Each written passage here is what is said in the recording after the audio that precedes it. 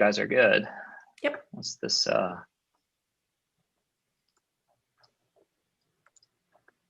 In 1 second, it's just starting on YouTube, so. All right, sweet. All right, that is good there. And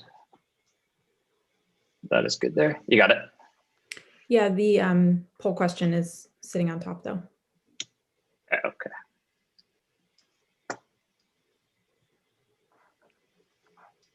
Oh, shit.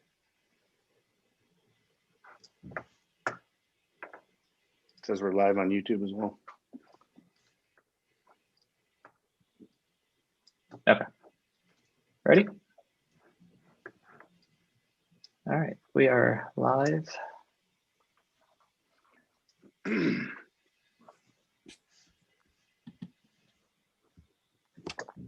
All right, I think we're looking good. Can you guys see okay? Yep. Yep.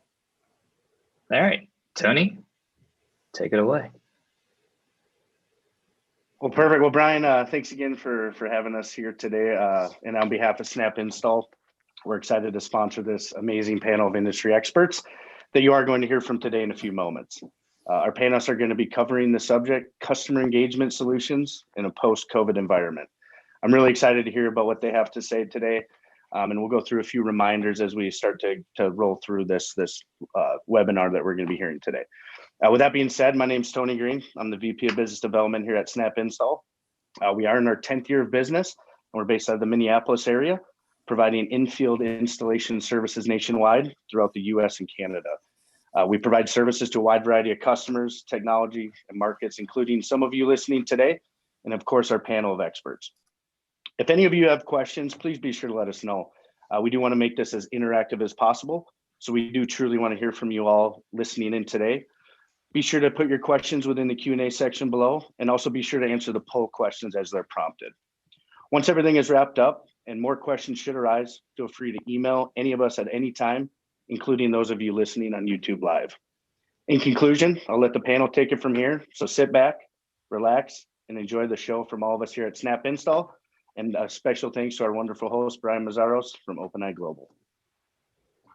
Cool, thanks, Tony. And thanks everyone for joining us today. Just to quickly kind of go around and just introduce everyone that you'll be hearing from today.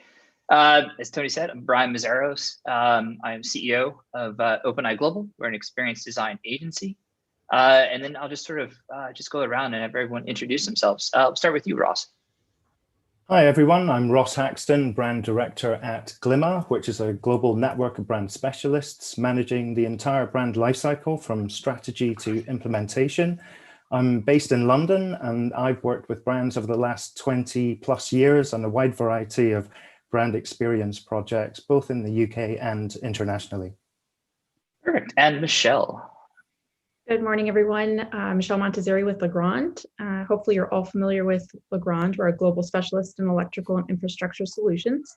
I'm specifically on the AV side, and hopefully you know and love many of the brands under our AV division. And I'm a national solutions manager for our digital signage team. We focus on bringing all the brands together to create digital signage solutions and partnering closely with manufacturing partners in the signage space. And I'm based in San Diego. Oh, yeah, colorful and very warm San Diego. Yes, sorry. It's okay. We don't hate you for that. And Alex. Hi, my name is Alex Van Pelt. I'm the platform manager for Wallboard.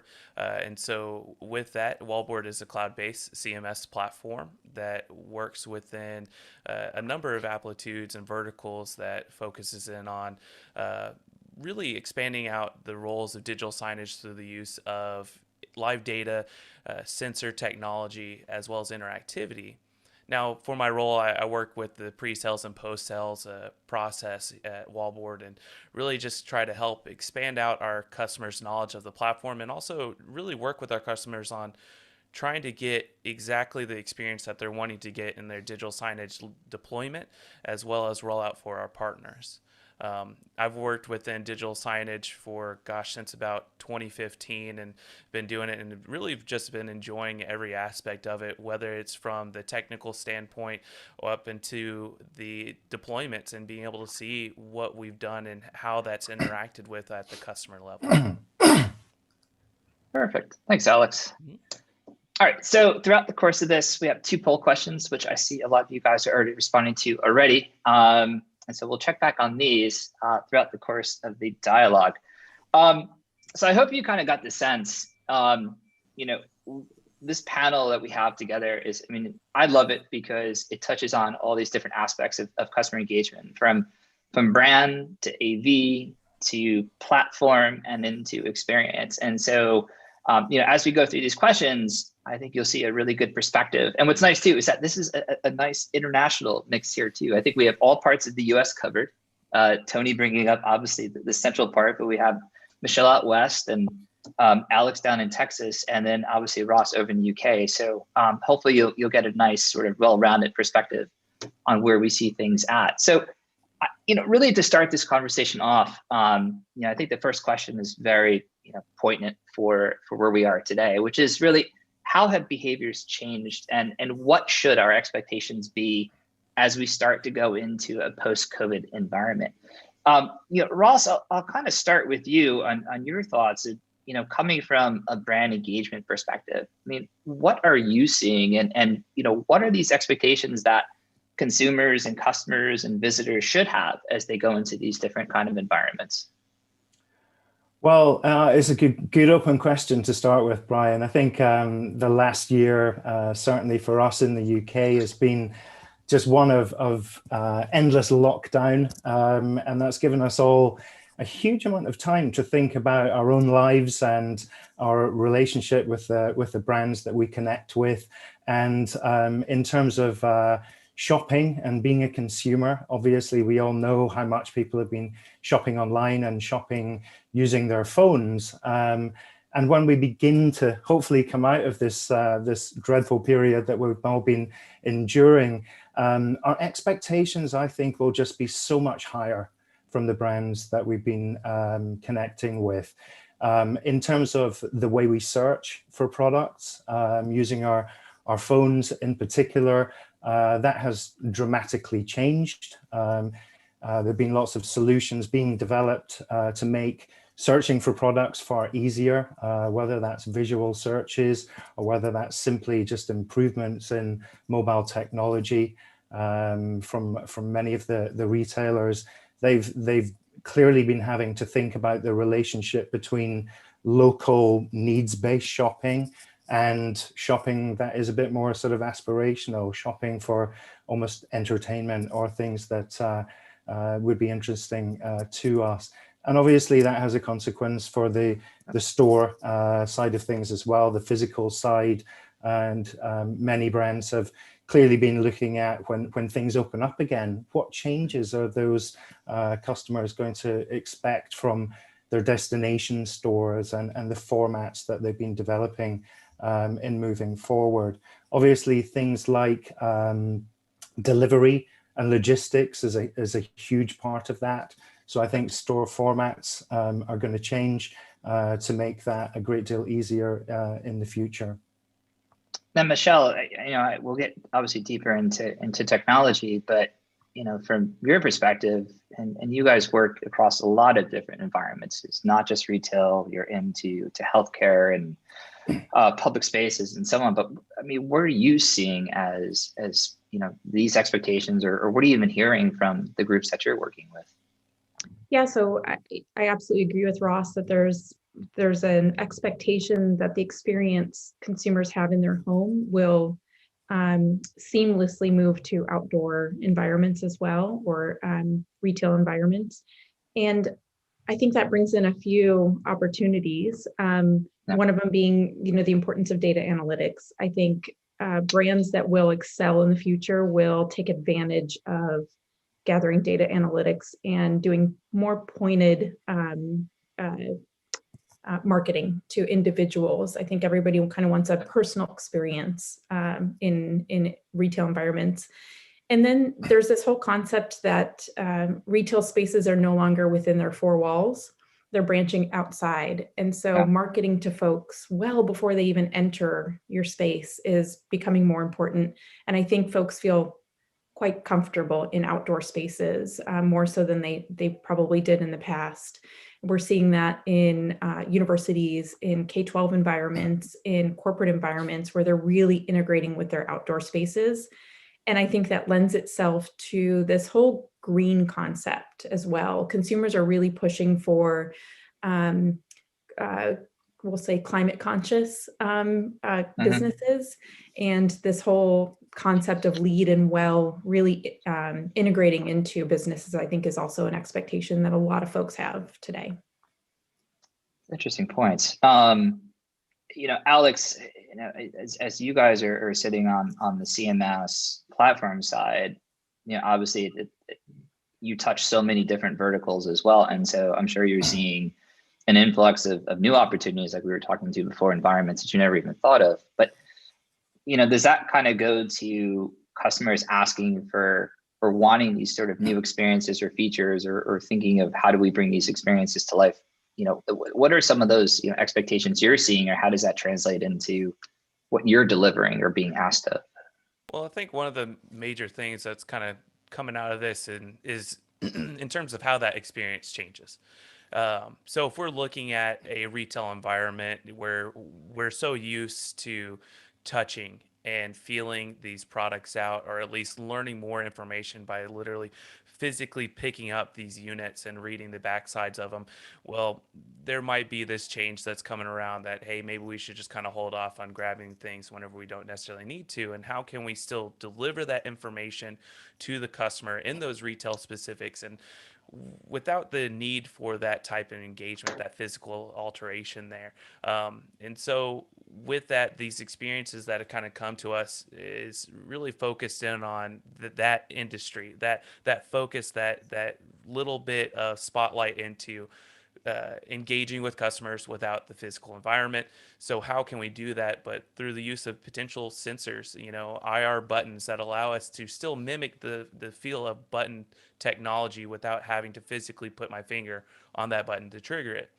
So whenever we're doing these type of environments and these experiences and allowing that to come through, we're just having to really think about, okay, where are we replacing technology that we're so used to with now different technology, yet the experience remains the same?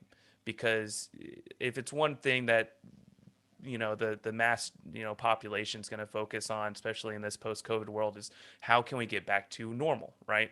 And so with that, how can we keep things normal to the sense that the experience is still the same, it's just done differently, so that we're not kind of breaking the chain and causing further rift into the consumer and then also the corporation. So I think that if we were to create these experiences in those realms through the use of these sensors, or at least other platforms as to deliver these messages, then we can definitely still keep to that sense of what is normal. Michelle, I'd like to kind of go back to something you said, which is it's kind of a nice transition to the next topic, which is, you talked about the four walls and how, transactions and things we're doing are not necessarily taking place within the four walls. And obviously, different technologies that we're seeing are the cause of that. Whether that is mobile engagement or just different means of shopping online and picking up in store. But I think this kind of opens up to a lot of this other bigger question, which is, what are these technologies that you have seen that have gone from trending to, now are sustainable, or something that was trending that eventually has gone away, that's allowing, retail or other environments to sort of operate beyond the four walls, or to, provide a different level of experience for their end user? Yeah, it's a great question. I think there are two, in my opinion, obviously, and from what we're kind of seeing in the marketplace, there are two categories, I guess, that, it'll be interesting to see what happens with. One is touch integration. Touch was certainly something we all saw explode prior to COVID. And now folks are really, really uncomfortable with a shared device. but we have these incredibly powerful computers in our hands that we carry constantly, and we use them all the time. So the integration of haptics and QR codes, anything that can really kind of seamlessly exchange information from a public display to a personal device, I think that is the future.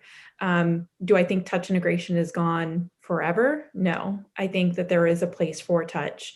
It'll be interesting to see how it's integrated in the future. The other piece that I find very interesting is I hope, at least in the US market, we're getting a little bit more comfortable with the idea that we are on camera all the time and that data is always being gathered. And I think, it would be beneficial for many of these, really strong brands to continue to push that data analytics does not necessarily mean personal information, that it's really just creating a one-on-one experience for you in an environment. And I think that if that message can keep being pushed out, I think consumers will get more comfortable with it. And data analytics, the options with data analytics can get much greater than they are today, because the technology is there, the use cases are there. It's really just a consumer comfort level that has really stopped a lot of brands from integrating that into their applications. So what you're saying is the QR code will never die. The QR code will never die. Man, I was a naysayer for QR codes for years. I thought, oh, that's just crazy. And all of us were. Yeah. We all want to attend that funeral. Yeah, seems very elementary, but it's here to stay, in my opinion. And I would like to touch on Michelle's point regarding, our mobile devices and how we're kind of quickly, pivoted around how we're doing shopping at that point. Because, look at this massive drive to curbside pickup in these retail environments and how we're doing that, but with our mobile phone, going to the location on the checking in with the application that the retailer has provided to us. And at that point, they come out and drop it off like, it's no big deal. I think there's this focus in really expanding out how certain consumers, even in the in this kind of post-COVID world, that are going to continue to utilize those methods and technologies.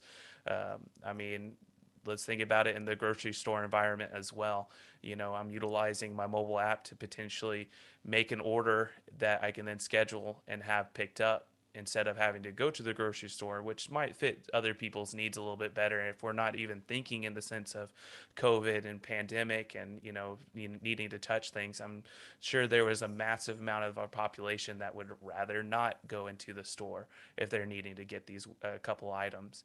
And so I think that's going to be a huge data analytic that will really kind of we'll continue to see, I believe, in this kind of post-COVID world that we'll be traveling into. Ross, I'd agree with everything that's been said there. And for me, the big kind of game changer over the last year is really how you use these. In the end, having worked with retailers for many, many years, they've often really struggled to understand how new technology can be integrated within the physical environment and how that relates to customers shopping online.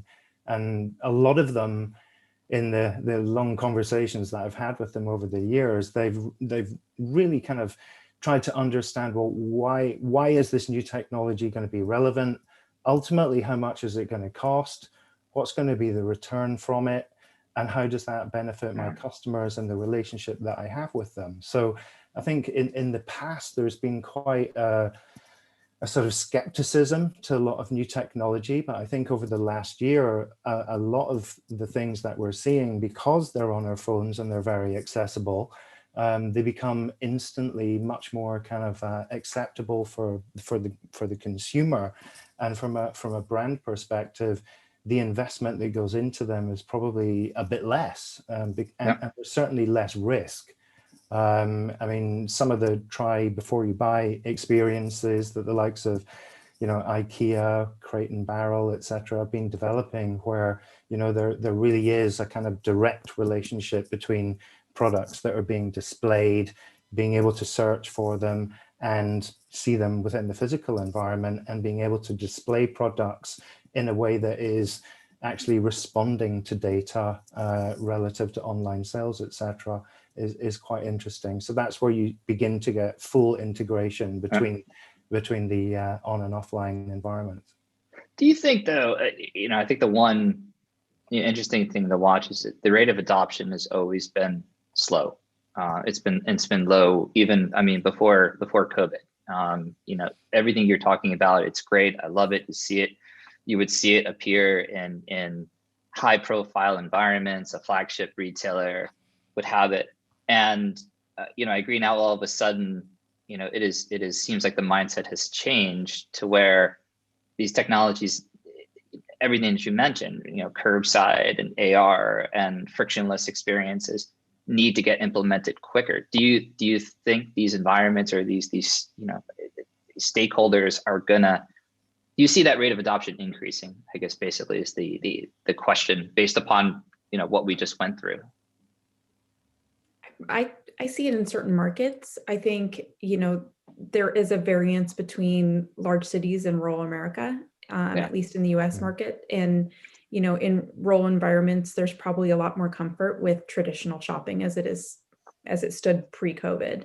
And I think, it's important to take the consumer into account. If it's a brand that is focused on an older generation, probably need to step back on some of that technology integration early on. But then, we look at brands like Apple, and they've succeeded at really adopting some of the older generation by making it really simple and offering opportunities to learn and, expand the capabilities on the device. So I think it'll be a slower adoption in some areas, where in larger cities, you could probably expect that the consumers are comfortable with new technology. Do you see the shift changing? And Ross, I'd be kind of curious on your thoughts on this. I mean, do you see the shift changing because you have a lot of people that moved away from the large metropolitan cities and moved back home to sort of the second tier cities or a little bit out in the suburbs, and they brought those expectations with them. And so, those brands or those stores and environments that are there, do they feel the pressure of having to adopt and to, I don't want to say compete, or no, maybe it is compete to keep those people there? I think there's this battle now between the suburbs and urban to where we want to keep people here. It helps with business. It helps to, to bring in revenue. And is there that increase in, bringing in that, those technologies or that, in those investments to, enhance or, create that experience? Yeah, I personally think that the shift is absolutely happening. There's just no denying it. It's just, the rate of development and the rate of investment that brands are able to provide. But in the end, if changes aren't made, the chances are you're likely to just drop off the list. You're not going to be relevant anymore. And, that's tough for many retail brands to have to accept, but it's just the simple reality of it. As you say, people are moving away from cities. They're going to rural areas where they can have a better lifestyle. They can get a better home life work balance. And with that just comes change because those people, raise expectations, but also because the accessibility of shopping using different brands is simply there, and it's there on our phones. The benchmark is set. So, so many more people are, for example, using Amazon, of course, but because Amazon has made everything so easy, the expectation from every other retail brand is that they have to keep up or they'll simply die. So that relates to how store formats are developed, whether that's in big cities, whether that's, in smaller locations. And, the statistics for older people adopting technology are certainly, positive. They are beginning to learn how to use computers and phones. And if they don't, they'll ask somebody who can. So it's certainly not the case that physical environments become obsolete. They'll just have to change. The one question before we kind of move on, I know we're spending a lot of time on this topic, but I noticed that no one mentioned thermal scanners. And here's the setup of the question, and this is open to everyone. I'd read an article recently about, and I think Ross was actually over in UK, where a grocery store, basically is kind of making the claim that they've received this medical grade type of cleanliness in their environment because they've invested in kind of the scan and go concept, which is like the Amazon scan and go concept. You shop, you pick up, and your phone basically serves as the acknowledgement that you're in the store in a way that you go through, obviously through RFID and sensors. And so you have that kind of technology, which I think ensures a bit more safety in these environments because you're less interacting, you're not waiting in a check-in line, you're not necessarily touching a lot of things. And then you have the thermal scanner, which had that promise of we scan your temperature and you're okay to enter. Do you see this kind of difference to where maybe something that is sort of overpromised is sort of weighing on a trend to where you have technologies that promise the safety, but then you actually have technologies like a scan and go, which if you dive deeper into it, has more of a sustainable story to it. I'm just kind of curious on your thoughts of these technologies that started in the beginning of saying that we can make environments safer, that were cheaper, but then you have these other technologies that are a bit more complex, but actually do have an upside to them and are poised for a longer longer investment. Yeah, I think within the physical environment, safety and hygiene is just going to be increasingly important, even as people are vaccinated and, they're able to go out and about a bit more. The memory will still be there of, the way things have been. So it's important to make sure that environments are making sure that they're, clean and, all of those things. But in terms of the technology for, scan and go or, pick up and go, I really think those developments are going to just increase, obviously not with every retail brand. But I mean, even in the last few years, the likes of Decathlon, sports stores were having technology where, you can dump your products into a bin. It would kind of calculate the cost of everything, and then you'd pay for it. So it's kind of a development of that, but it just becomes even more seamless. And I think going forward, if you can go into a store and not have to queue, not have to stand in line, that's just about convenience, isn't it? But also, if you don't have to be standing next to people who are, potentially, giving you a cold or giving you something else, that's good too. So, the two things kind of go hand in hand. If I can add to the whole thermal scanning thing, at Legrand, we did quite a bit of research on that, in that realm, and actually launched a series of products focused solely on kind of the safe return. And, I hate to think that it was premature. I think there's a place for it. I do think that temperature scanning is something that employees will expect of their employers to go back to a safe work environment. I think from a consumer's perspective, front of house, that's a little invasive, even though it's just a temperature. There still becomes, the whole HIPAA thing, and how do you share this information without sharing it out to the public and embarrassing somebody if they get plucked, for instance. But I think the entire concept maybe was a little misguided. I think temperature sensors are not, they're just leading indicators, right? They're just providing a perception of safety for a consumer or an employee. And I think that will be around. I don't think it'll be at the scale that maybe we as a market kind of assumed from what we saw in Asia. In Taiwan, they use them pretty regularly at locations, but I think here, at least in the US market or North America, from an employee-employer basis, I think it's it provides some a perception of safety is the best way I can describe it. Some, my employer cares about me. But I think I think what you just said is a good distinction. I mean, you drew the line between back of house and front, and I think everything you kind of hit on was, there's that social anxiety of being picked out. Yep. But then at the back of the house, it does give the sense of, and I think it's a good point. I mean, it does give them the sense of the employer does care and wants to ensure that safety and put their employees in a safe environment. So right. I think it's a good distinction.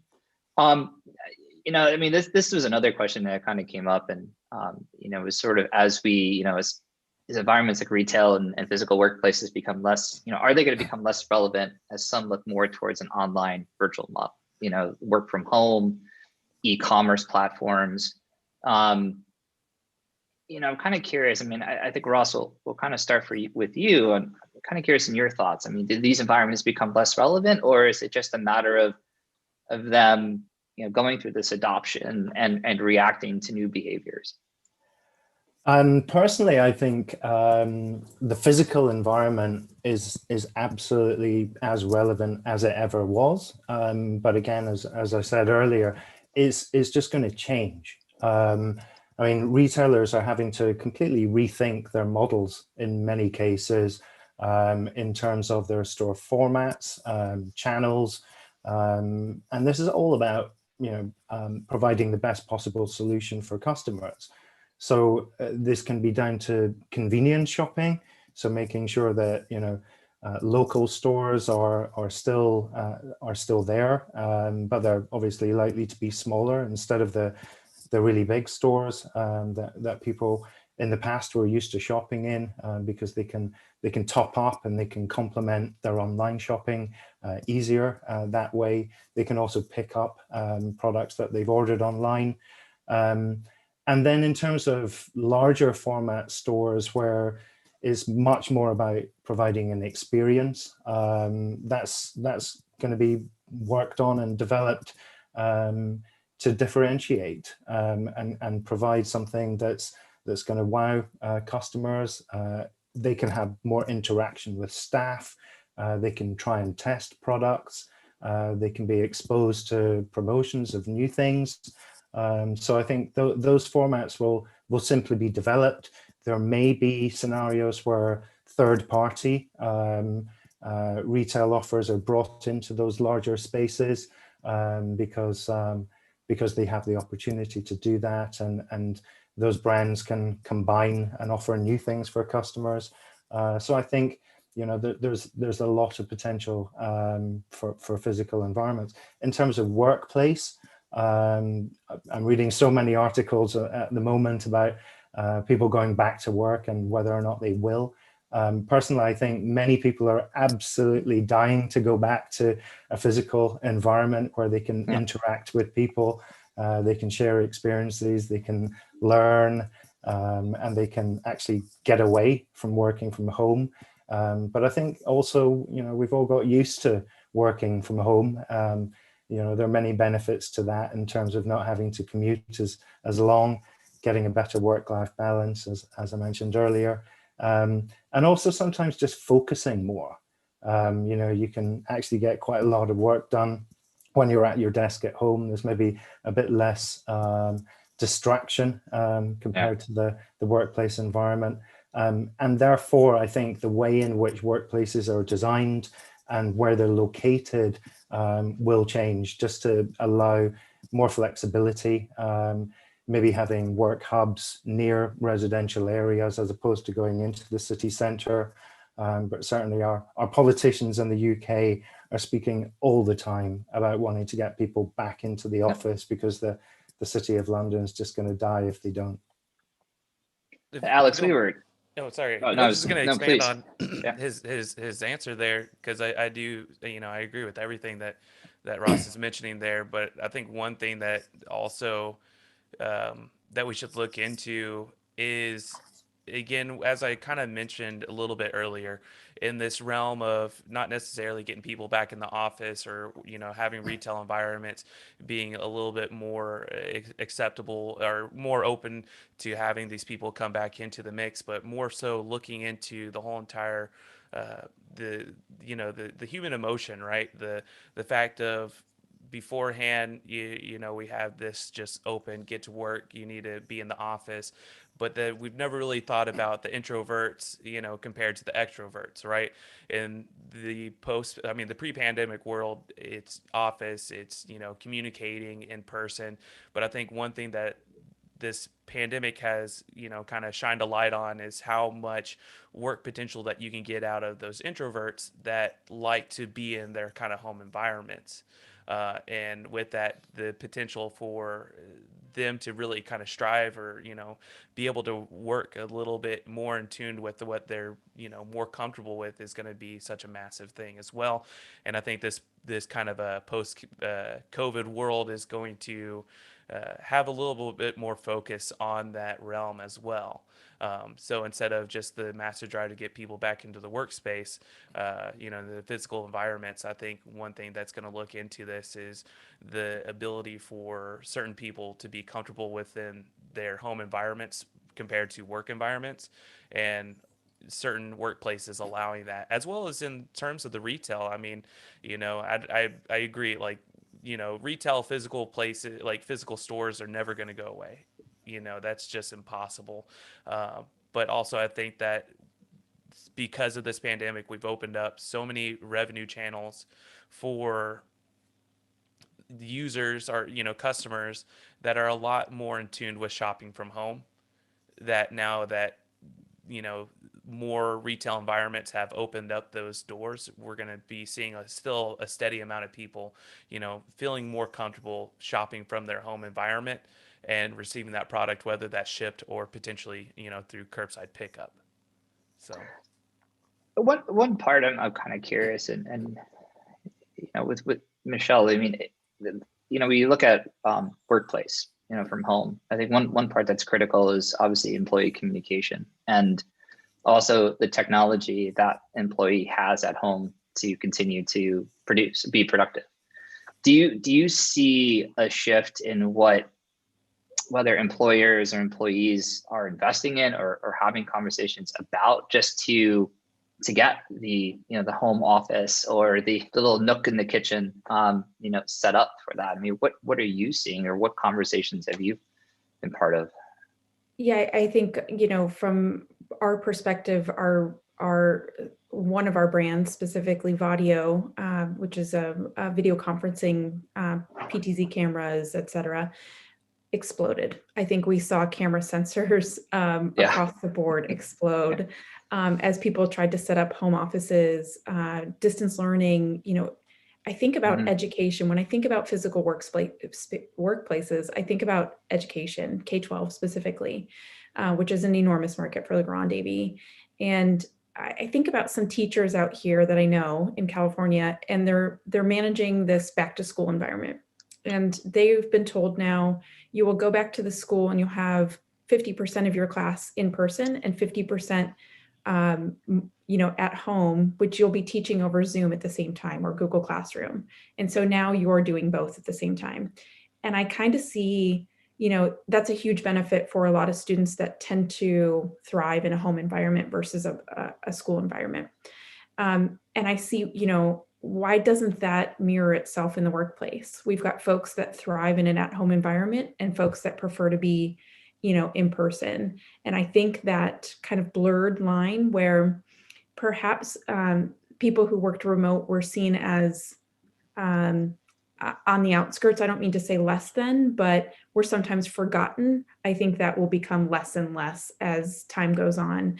And that will just become a blurred line where it doesn't matter where you work, you are part of the team.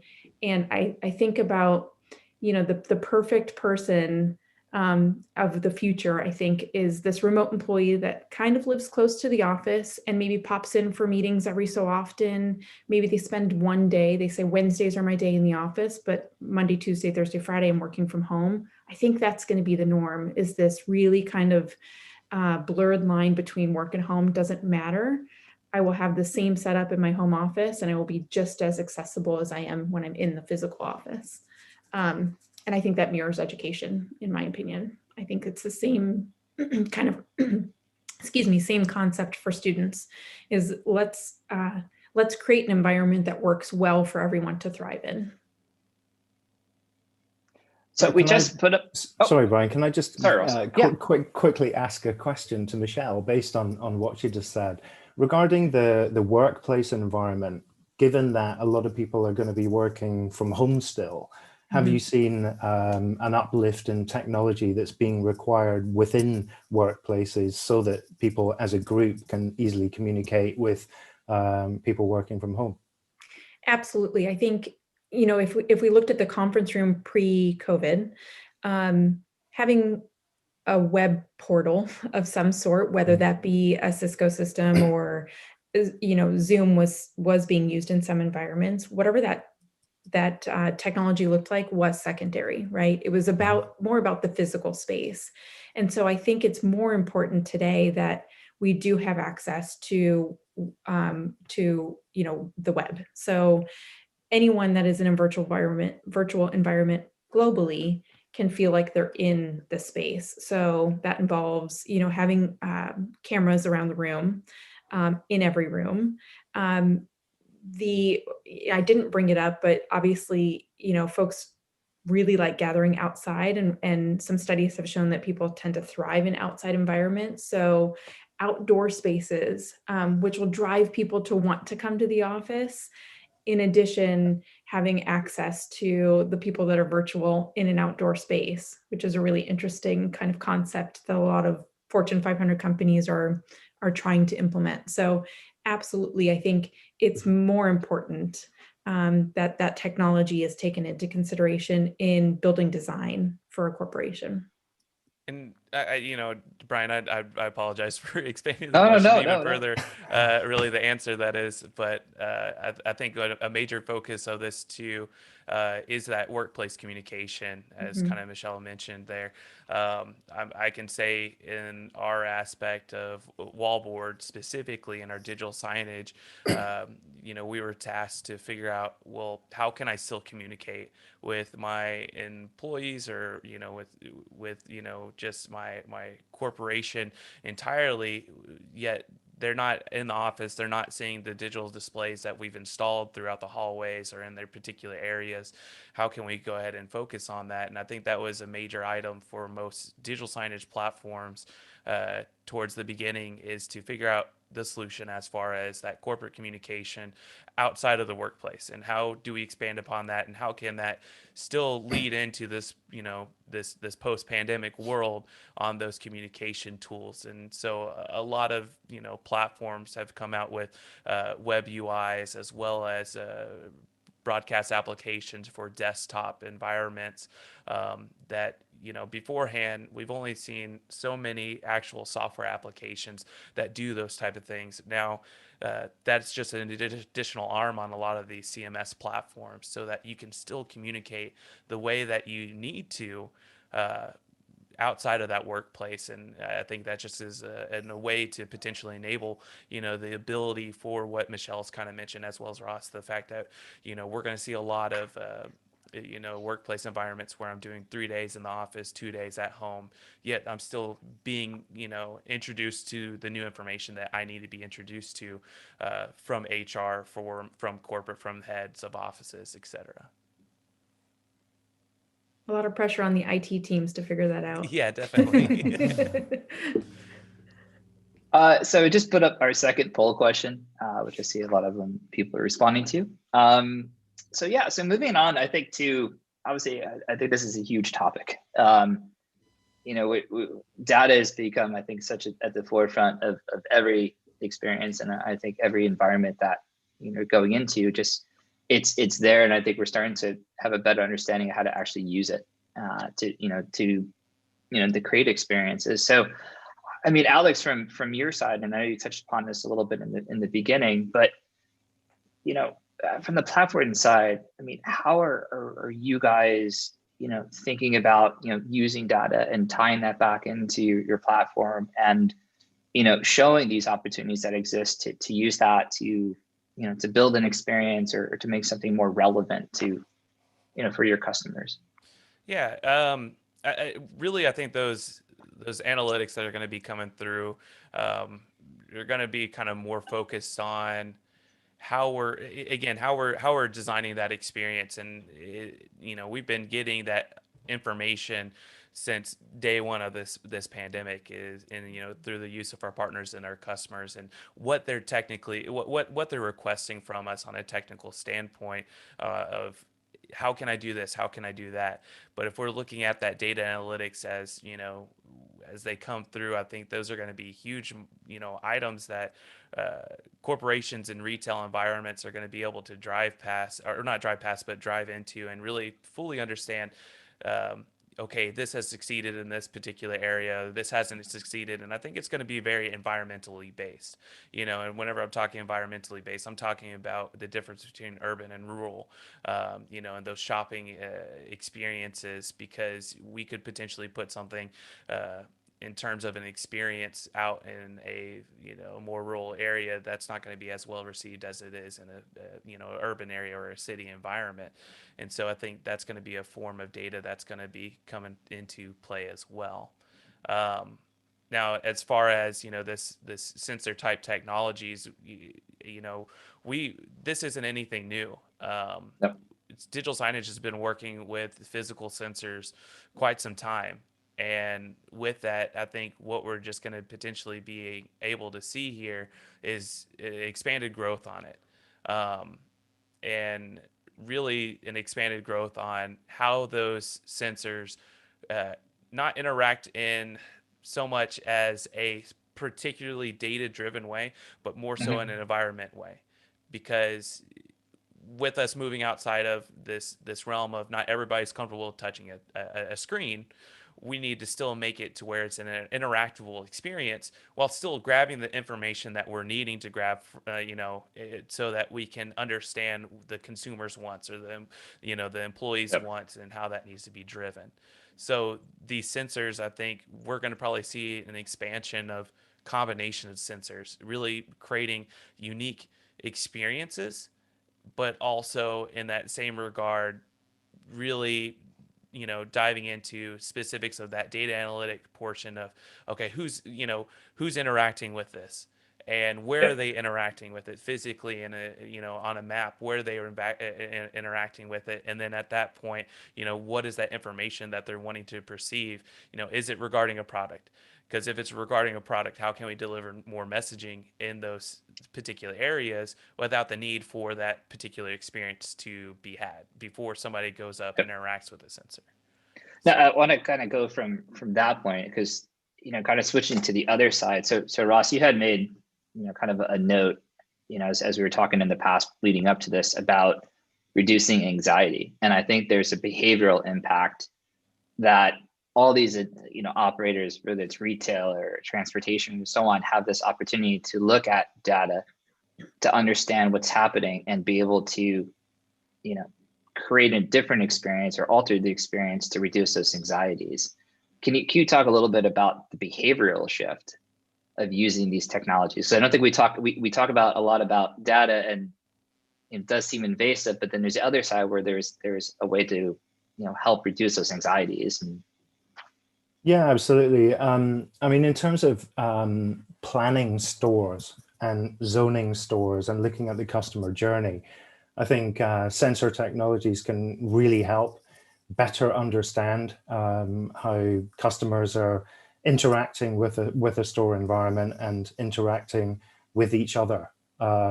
Everything from looking at footfall, peaks and in when customers are visiting stores. And obviously there are extremes of this, with a supermarket, for example. If there are times of day where you're getting many more customers. I also think of sort of club stores like the big football clubs, for example, in the UK. During the week they're really quiet, but on game day in the future when people are going back to them. They're incredibly busy for a sort of 2-hour period. So if you can begin to predict shopping patterns and when people are going to be in different locations, you can reduce some of that anxiety. And people can literally become anxious because they're having to wait in the queue for too long, and they get to the point where actually they've had enough of it and simply leave. But in terms of just actually being directed around a store, maybe in advance, being able to have an application where they can book in, an appointment slot. Adidas are doing this kind of thing at the moment, where you can kind of pre-book a slot to go and have a consultation about a particular product. These kind of things can really help. Because you also feel like you're getting a much more personalized experience. And I think personalization generally in terms of brand communication and your relationship with a brand is increasingly important. Michelle, I'm curious on your thoughts, kind of on staying on the same line of question, just about the behavioral impact of these experiences using data and sensors to alter the way people are feeling in an environment. Absolutely. Yeah, I think it mirrors what Alex and Ross both said. I think, signage in general was viewed as an experiential approach. So it was all about what experience can we bring from a signage standpoint. And I think, this pandemic has brought many negatives, but one of the things that it's really impacted in a positive way for signage is how can we impact operations? And that's the operations of a business, right? Like Ross was just talking about, how do we really reduce the operational impact on a consumer and improve our operational guidelines, I guess, from a retail or business standpoint. But I even think about something like city planning and the sensors, the data that can be collected for city planning. And now we can take that information as a large metropolis city and say, here you go, retailer A, this is why we think this environment for your new space makes most sense. This is the traffic that we see in this retail space. And this is why your rent is going to be X dollars per month, because the traffic in this environment is higher than in others. I think about people really like outdoor spaces. I've talked about that a lot. And being in Southern California, people like to spend time outside, similar in Texas, in other environments that allow for it. And so how can city planners take this information and say, let's design our cities to be less anxious driven. Let's reduce kind of human traffic, because we can't reduce car traffic, unfortunately, in California. It is what it is. But can we get people, I think one of the expectations that have come out of the pandemic is consumers really want a quick in and out experience. They really want to get in, get what they want, and get out. Unfortunately, the days of aisle browsing have maybe gone by the wayside for now.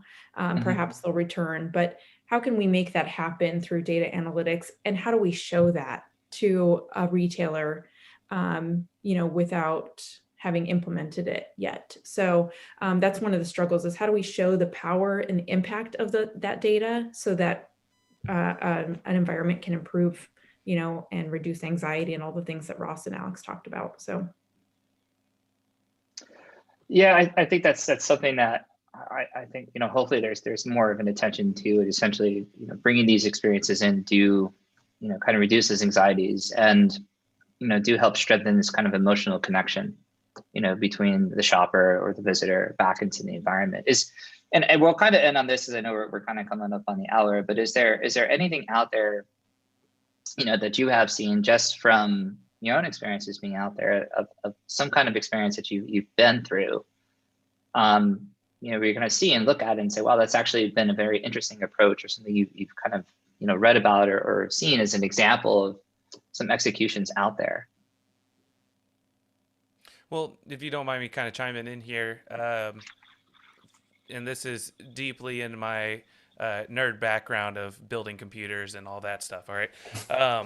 Well, during this pandemic, my grandfather asked me to build him out a new computer, and at that point, there's these stores called Micro Center in the Dallas area as well as other states, and they actually had a great experience. And I think it was something that can easily be tailored into this post-pandemic world where besides the fact that they were limiting the amount of people, the foot traffic inside of the store, so you had a registration and you had to check in, and you had a time slot to enter, they would actually have a person work with you throughout the experience. Now that's one of those things, as kind of Michelle's mentioned, that we're not just kind of striving on the aisle shopper, but sometimes I think in this post-pandemic world that might be interesting is having that sales associate work with the consumer to really fully understand the wants and needs. And I mean, let's look at how Best Buy has been doing this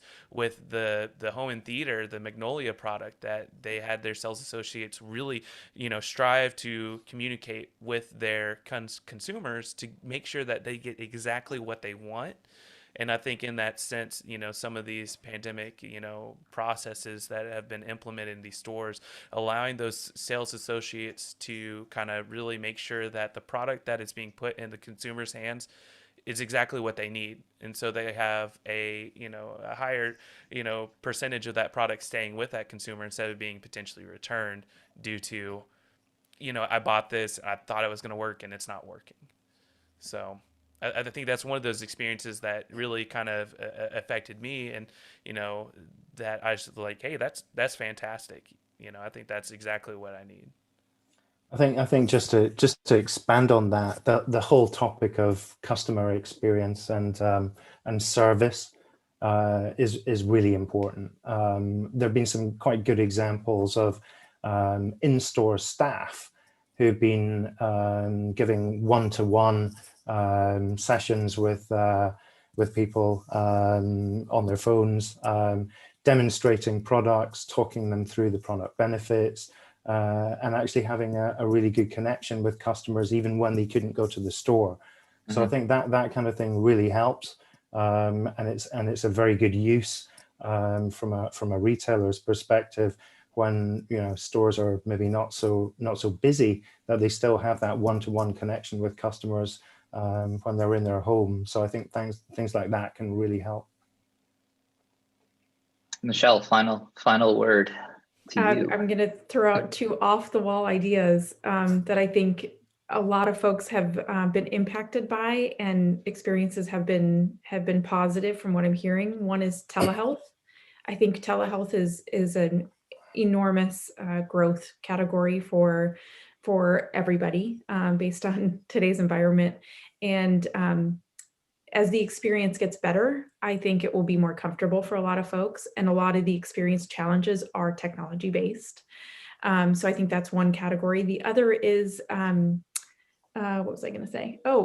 Vaccination sites. I think vaccination sites are one where I have seen most people comment, man, that was really organized. And when I go to the vaccine sites and I see the signage that they're using and setting expectations for folks, wait times, scheduling piece maybe needs a little bit of work here in the US, but or perhaps across the board. But once you do have it scheduled, I think it's a really seamless process. And if we can kind of learn from those, I think we're set up for success in the future. So. Well, we are coming up on the hour, and so apologies we're kind of short for Q&A, but everyone's contact details are up on the slide right now. So I'd like to first thank you to the panelists, to Michelle, to Alex, to Ross for taking the time to chat and share your thoughts. Hope everyone found this to be a great dialogue, and there's a lot more I'm sure we could have covered, and maybe we need to do a part 2. And then we actually, should do a follow-up on this. This is actually a good series, I think. And then also a special thank you to Tony Green over at Snap Install, our sponsor, and helping us to pull this together. So appreciate his support, and everyone else, and to everyone too for signing up and being part of this hour. We all appreciate you taking the time. Any questions, do please feel free to reach out to everyone here. We are watching our emails. There's no 9 to 5 anymore. So although Ross is off at the end of the day, so give him a little bit of time to respond tomorrow. But again, thank you very much. And yeah, I think we'll be doing more of these in the future. So do stay tuned. And again, thank you to everyone. And to Tony, I'll let you say the final words to take us out. Oh yeah, appreciate everyone's time today, and thanks for listening. Hope you guys learned something. I know I did. So again, like Brian mentioned, feel free to reach out to us and know that we're here to help and really bring this ecosystem together. So thanks again to all the panelists, and again, thank you again, Brian, for having us be a part of this today. Definitely. Thanks, everyone. Thank you. Thank you. Take Bye. Take care. Bye.